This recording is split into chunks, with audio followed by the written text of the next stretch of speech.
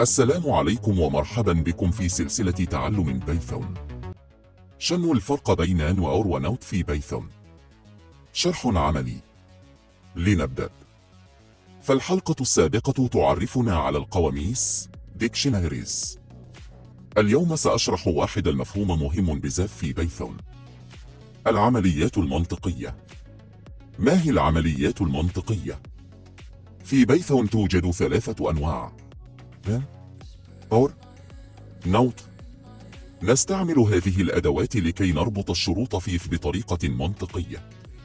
مثال في أن لتوضيح الفكرة أكثر: x يساوي 5 y يساوي 10.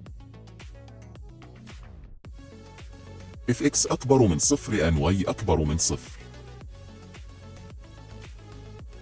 print the two numbers are positive.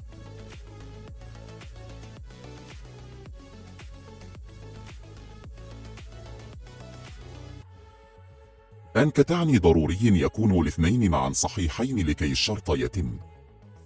فيما يخص OR مثال: x يساوي -5 y يساوي 10. if x أكبر من 0 or y أكبر من 0. print at least one of them is positive. OR تعني يكفي واحد فيهم يكون صحيح.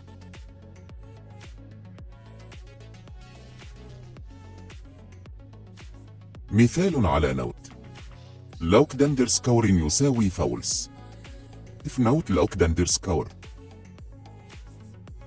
print user the note locken. note تقلب القيمة، false تولي true والعكس. ملخص: أن الشرطين ضروري يكونوا صحيحين. OR واحد منهم فقط يكفي. note تعكس النتيجة true false false true. هذه العمليات غادي تحتاجهم بزاف مع if وويل، وغادي يخلي الكود ديالك يتصرف بذكاء. فالحلقة المقبلة إن شاء الله غادي نشرح مفهوم ديال الدوال functions وما هي فائدتهم لكي لا نكرر نفس الكود عدة مرات.